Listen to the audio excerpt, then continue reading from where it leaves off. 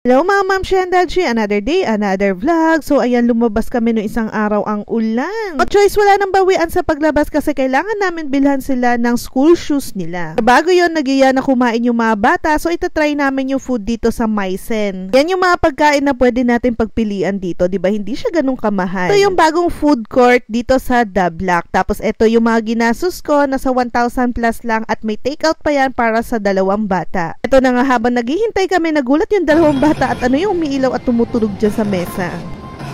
Ano yan? Calling na, nandiyan na yung food natin. Dati, no, napansin nyo rin ba mga mamshi, nung nililigawan tayo ng mga asawa natin, sila ang umorder ng pagkain, sila nagpipick up ng pagkain. Ngayong mga asawa na tayo at may anak na, hinahayaan na tayo umorder, magbayad at kunin yung pagkain natin. Char! Yung pa ako nagreklamo, no, kung kailan marami na yung anak namin. Tapos ito, kinuha ko na rin yung pick up food ko or yung take out para sa mga anak ko. Umorder ako ng pork tonkatsu, tempura, and chicken tonkatsu. Ayan yung kanilang miso soup. Tapos yung pinakain ko sa dalawang bata, yung chicken tonkatsu nila, para hindi naman sila medyo mabigla sa lasa ng pagkain kasi first time nilang makakain ng ganyan. In fairness naman, nagustuhan siya ni Ate Chloe. Ayan, tignan nyo, kinakain niya or sinusup niya yung miso soup. Yan naman yung pagkain ni Daddy Ariel nyo. So eto, titikman na natin yung kanilang miso soup. In fairness, masarap, kalasa din siya sa lahat ng mga miso soup na kinakain ng Japanese restaurant. So syempre, hindi mawawala yung cabbage nila, tapos lalagyan mo ng roasted sesame seed na dressing at masarap din naman siya, fresh yung cabbage niya. Oh, tignan nyo guys, ang laki nung shrimp, no? Yung pagkatempura niya, hindi ko na-expect na ganyan siya kalaki. Tapos sa sobrang laki nga niya, bigat niya,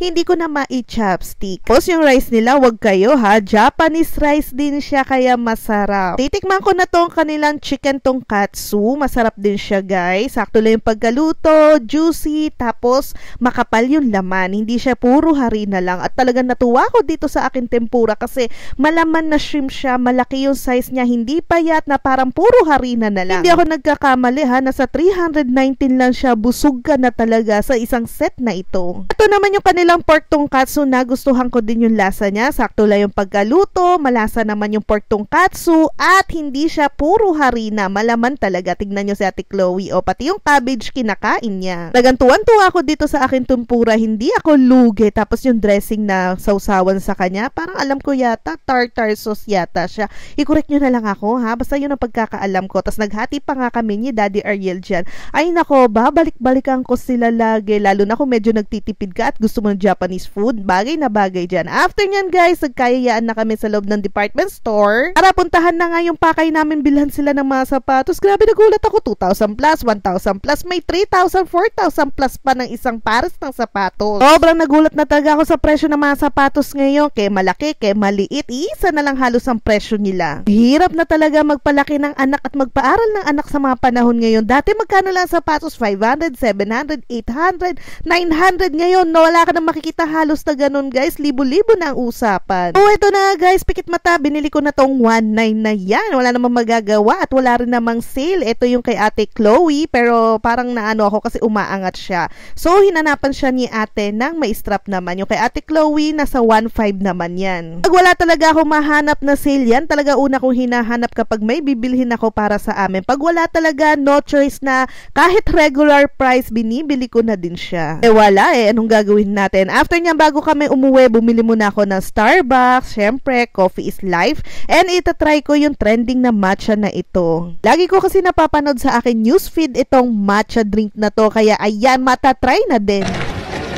Sobrang sikat nito guys sa TikTok.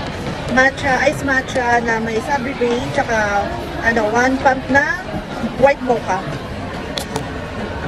Din naman ako ng matcha guys, yung iba ayaw kasi lasang damo daw, pero sa akin sarap na sarap ako. Eto, nung maisip-isip ko, kulang pa ng white mocha chocolate, kaya medyo kulang pa sa tamis, pero for me okay na yan. Nasarapan din naman ako, pero next time itatry ko yung 3 pump. So yan, pauwi na kami, traffic pa. Comfort food ni Ate Marge and ni Kuya Obe, thank you so much. First time ko matitikman tong manok, pero bukas na yan for lunch. Ito ang kakainin ko, pizza. Ang sarap. Thank you, Te. Thank you, Kuya. So, yun lang. Thank you for watching. Abangan ang susunod na vlog. Bye!